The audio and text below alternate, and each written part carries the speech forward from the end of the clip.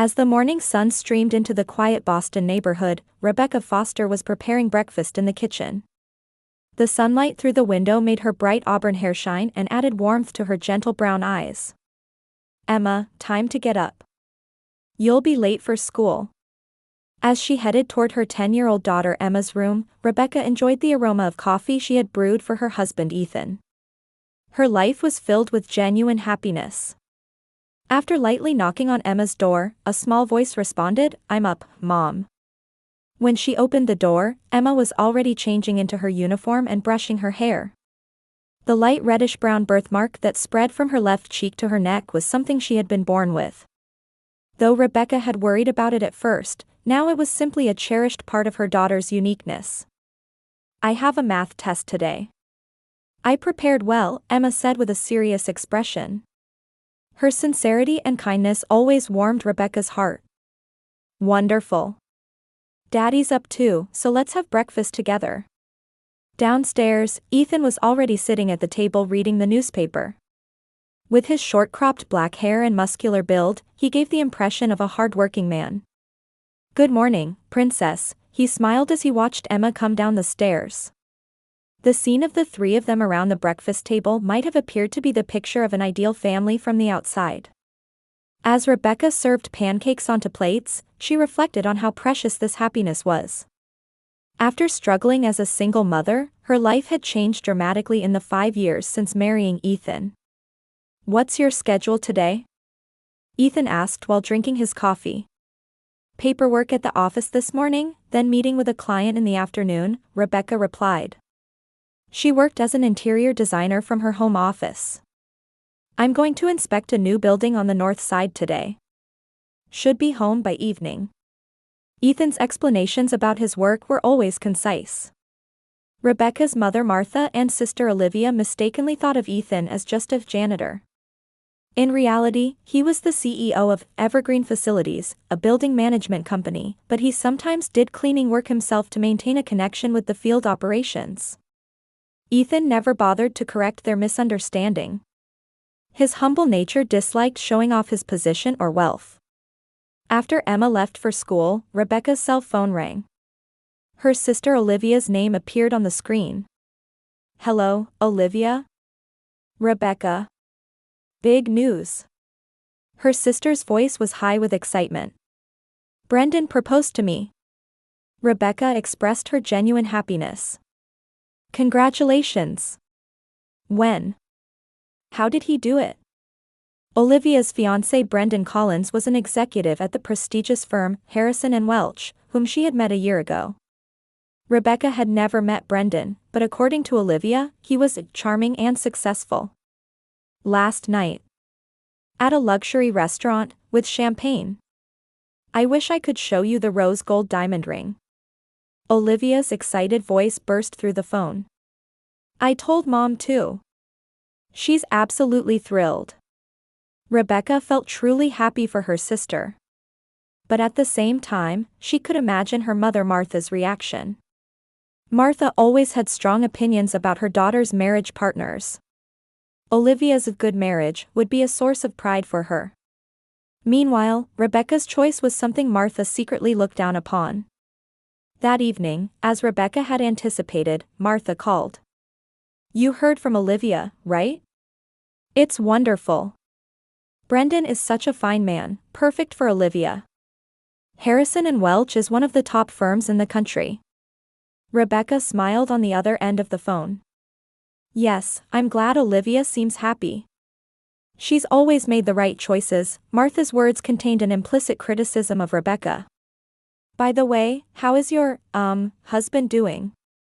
"Ethan is fine, Mom. Work is going well." "Well, that's good." Martha's voice had lost its enthusiasm. After hanging up, Rebecca sighed. Despite feeling the complexity of family relationships, she had no regrets about her own choices. Ethan was sincere and loved her and Emma with all his heart. That was her definition of happiness. 2 weeks before the wedding, Rebecca received an elegant invitation. A call from Olivia followed. "Rebecca, I need to talk to you about something." Olivia's voice had tension in it. It's about the wedding. What is it? Just tell me if there's anything I can help with. Well, Brendan's family and friends, company executives will be there. It's going to be a very formal ceremony. I understand. We'll dress appropriately, so don't worry. That's not it. Olivia was choosing her words carefully. Please, don't bring Emma. And, not Ethan either. Rebecca caught her breath. What are you saying? I'm sorry. But I don't want Emma's, that birthmark on her face in the photos. And Ethan is, well, he's a janitor, right? It would be embarrassing in front of Brendan's company people. As Rebecca struggled for words, Martha got on the phone. Rebecca, please understand. This is the most important day of Olivia's life. Everything has to be perfect. But, Mom. Martha made a sound like a derisive snort. To be honest, your child has a face I don't want in photographs. Rebecca bit her lip and lowered her head. On the other end of the phone, her family seemed to interpret her silence as agreement. Good, I'm glad you understand. Olivia's voice was filled with relief. Of course, just you should come. We're sisters after all. After hanging up, Rebecca collapsed at the kitchen table. How would she explain this to Ethan and Emma? As a storm raged in her mind, she stared at a family photo. Even by nighttime, Rebecca still hadn't been able to tell Ethan and Emma about the wedding. She couldn't find words that wouldn't hurt them. Ethan, lying in bed, looked up from his papers as if sensing something was bothering her. You okay? You seem troubled. Just tired, Rebecca lied as she lay down beside him. But Ethan's thoughts had already moved to another issue. Something strange happened today, he frowned. At the Harrison and Welch headquarters, security reported a suspicious man frequently coming and going. The man goes straight to the executive floor, but doesn't have an employee badge. Couldn't he be someone's visitor? Rebecca was only half listening. No, he's not following proper procedures.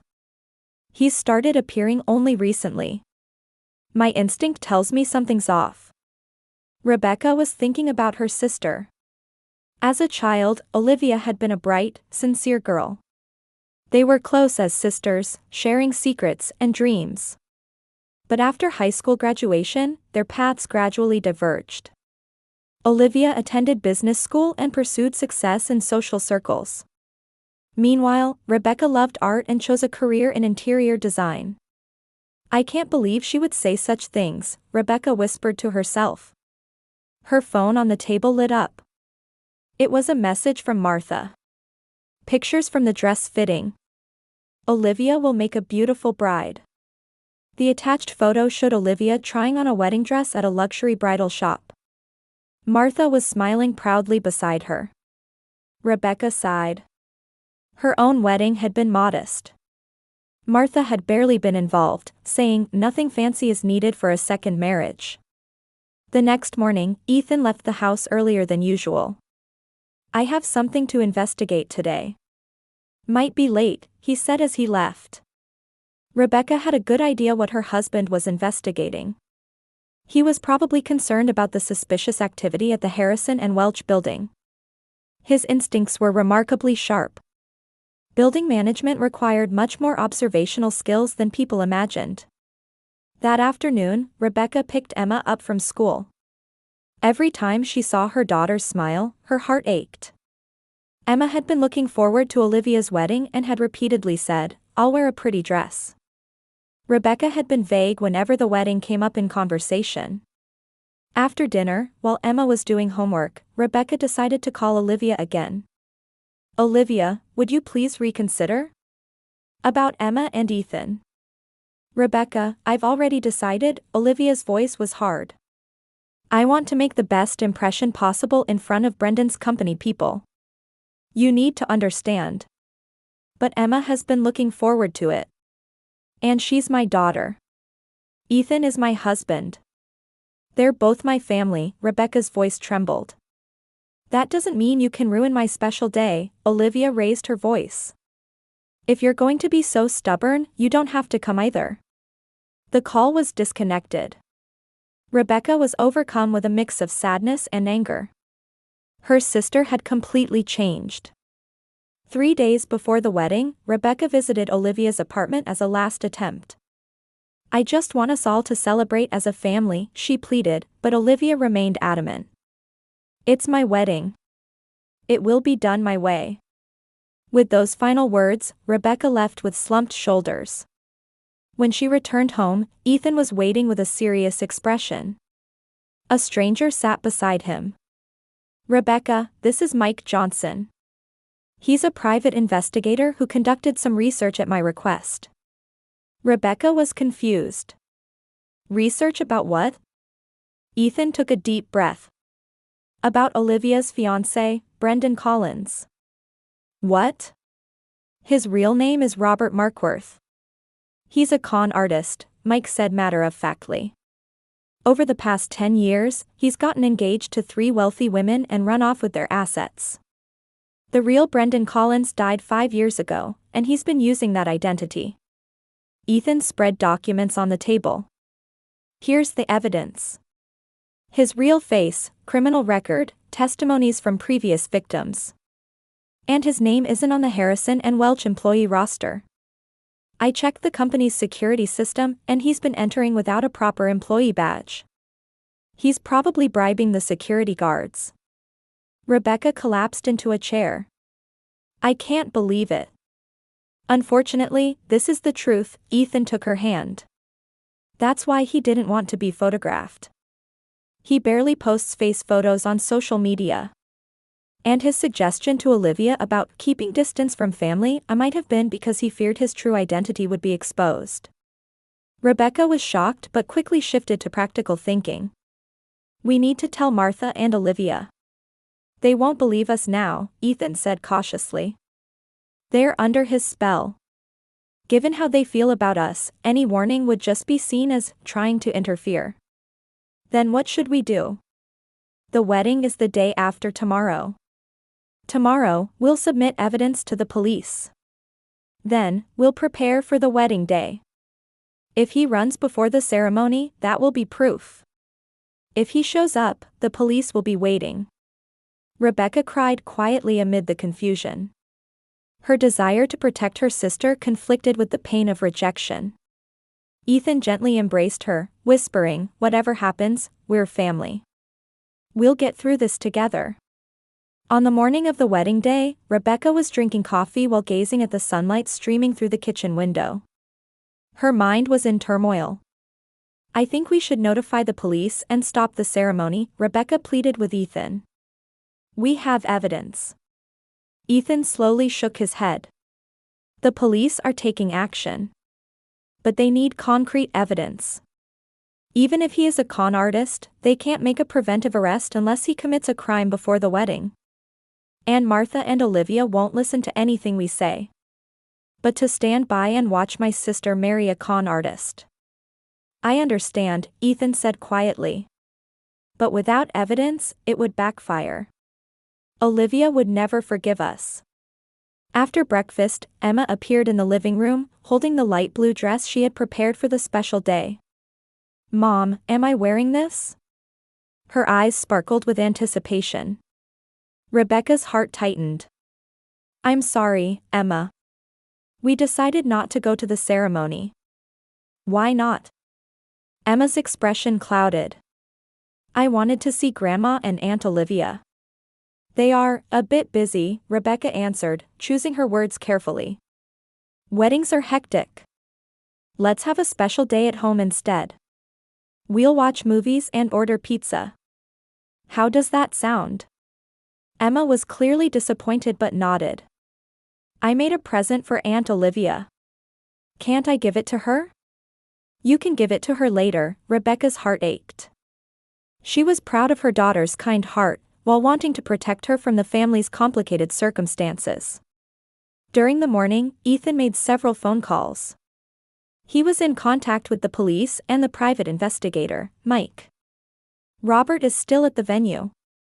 He's proceeding with preparations, he reported. As noon passed and the ceremony time approached, Rebecca sat on the sofa with the TV on, but nothing registered. Ethan was checking documents, occasionally glancing at the clock.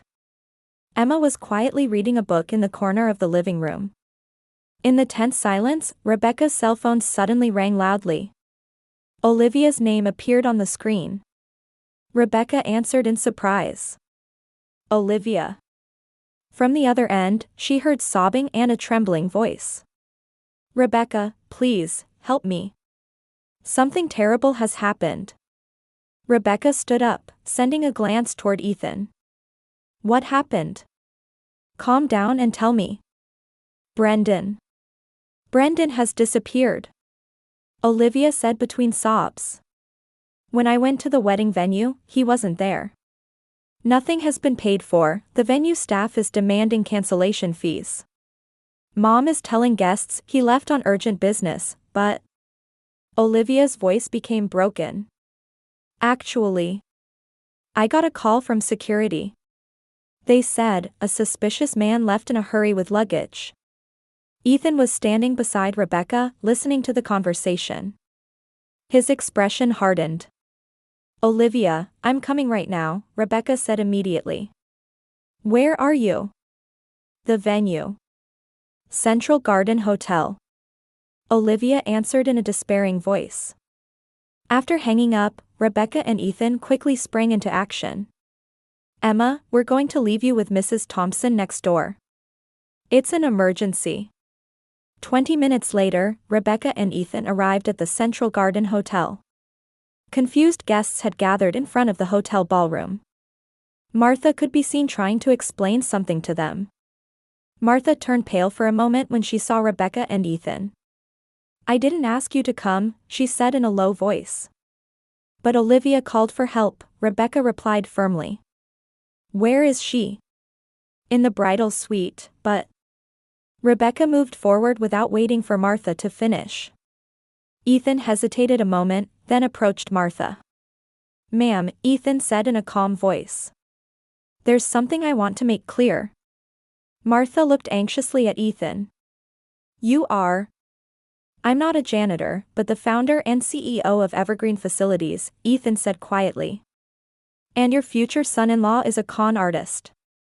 Martha's eyes widened. Ethan took a stack of documents from his inner pocket and handed them to her. Here's the evidence. His real name is Robert Markworth. He has a history of defrauding multiple women. Martha accepted the documents with trembling hands. Photos, police records, victim testimonies. Everything was there. What caught her eye was the hotel payment record. Nothing had been paid beyond the deposit. This is. The color drained from Martha's face. At that moment, Rebecca and Olivia emerged from the bridal suite. Olivia was in her white wedding dress, her makeup streaked with tears. She stopped when she saw Ethan and Martha looking at the documents. What are you doing? Martha was too shaken to answer. Ethan explained quietly, we were discussing Brendan's, or rather, Robert's true identity. What are you talking about? Olivia looked at Ethan with confusion. He's a con artist, Olivia, Rebecca said gently. He was planning to run off with your assets after marriage. That's a lie. Olivia shouted. Brendan loves me. He's just really busy. Then what about this? Martha showed the hotel payment record. Nothing has been paid. He only put down a deposit. And his identification is fake, Ethan added. The real Brendan Collins died 5 years ago. The color drained from Olivia's face. She staggered and collapsed into a nearby chair. I can't believe it, why? Rebecca sat next to her sister and put an arm around her shoulders. Olivia initially made a gesture of refusal but soon broke down crying in her sister's arms. I've been so foolish. Martha stood stunned. Her eyes reflected the pain of years of arrogance and misjudgment. Is it my fault? I approved of him. Ethan took out his cell phone. I'll contact the police. He might still be caught. In the midst of the chaos, Rebecca held her sister tightly and said, "I want to help you. We're family, aren't we?" Olivia raised her tear-stained face. "But I treated you terribly, about Emma, about Ethan." "You're still my sister," Rebecca said kindly. "When times are tough, that's when family is needed most." Martha slowly approached. Her haughty attitude had completely disappeared, replaced by an expression of deep sadness and regret. "You were right. I was wrong." The lobby of the Central Garden Hotel was filled with confusion and distress. Ethan was talking with the hotel manager, trying to resolve the situation. The police had already arrived and were gathering information about Robert Markworth, the fake Brendan Collins. "My company will guarantee the payment," Ethan quietly told the manager. "Please treat the guests with courtesy." Rebecca was supporting Olivia as they moved to a small conference room. Martha was there too. Her stern expression had crumbled, and deep regret showed on her face. How could this happen? Olivia kept mumbling. Her white dress was now wrinkled, and her makeup was streaked with tears. "It's okay," Rebecca squeezed her sister's hand. "You did nothing wrong. He has deceived many people." Martha stood by the window, looking outside. "It's my fault," her voice trembled. "I trusted him so much, and rejected you." Ethan entered the room. His expression was serious, but he maintained his composure. "I heard from the police. There's a record of Robert's credit card being used at the airport. He's already trying to escape." "No." Olivia's voice trailed off. "That's not all," Ethan continued. "When the police searched his room, they found fake bank books and documents. It seems he was planning to move assets immediately after the wedding." Rebecca placed her hand on Olivia's shoulder. "Can the police catch him?" "The chances are high," Ethan nodded. "Police are waiting at the airport. Plus, he's wanted for other fraud cases." Martha quietly approached. "What should we tell the guests?" "I'll speak to them," Ethan said in a calm voice. "We'll just say the ceremony is postponed due to an emergency. Details can come later, after Olivia has recovered." Martha stared at Ethan. "You really are a company CEO?" "Yes," Ethan answered concisely. "Evergreen Facilities. We actually manage this building too." A complex expression crossed Martha's face. In her eyes was the color of remorse for years of prejudice and misunderstanding. "I had misjudged you. There are more important matters now," Ethan said kindly. "Let's get through this together as a family." Hours later, the guests had left, and the hotel had regained its quiet. Rebecca and the others were preparing to go home.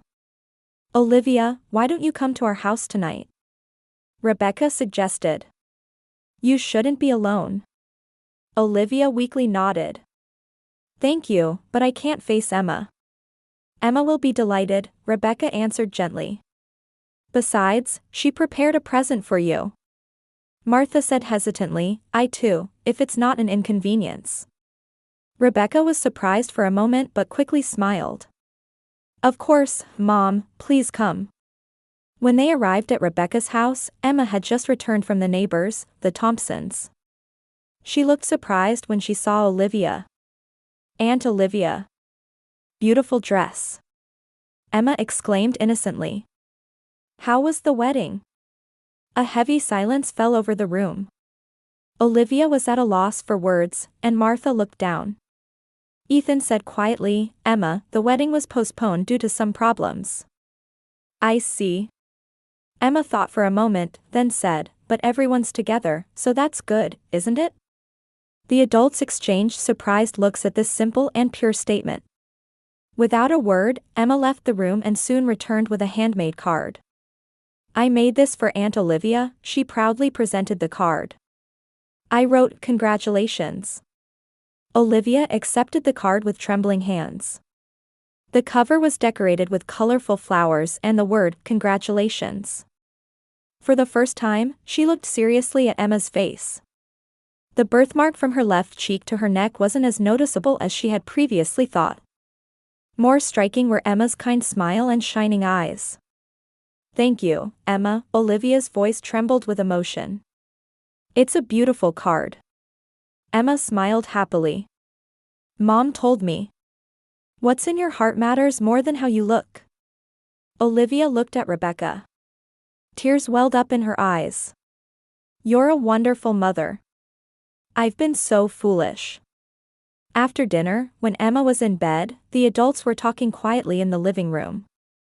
Ethan's cell phone rang. "It's the police," he answered the call. After a brief conversation, he looked up. Robert was arrested at the airport. He was just about to board the plane. "Really?" Olivia's voice was small. "Yes. He was also wanted for other fraud cases. He'll be in prison for a long time." Martha sank deep into the sofa. "What will happen to us?" "The scandal. Time will heal it," Rebecca said quietly. "Besides, you're the victim, Mom." Olivia was staring out the window. "My life is in ruins." "No," Rebecca sat next to her sister. "It's a new beginning. You're still young and talented. This is just a temporary setback." "But I'm so ashamed." "Everyone makes mistakes," Rebecca said kindly. "What matters is learning from them." Martha slowly stood up and turned to Ethan. "I must apologize to you. I misjudged you." Ethan smiled gently. "Don't worry about it. I value worth as a person more than status or titles." "We should learn from that," Martha said softly. Watching this scene, Rebecca was filled with complex emotions. She felt that through this sad event, family bonds were being newly forged. The moonlight from outside shone through the window, quietly illuminating their figures. 6 months later, a meeting for a new project was taking place at Rebecca's design office.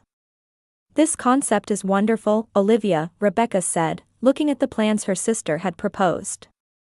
"It maintains a sophisticated atmosphere while using environmentally friendly materials." Olivia smiled.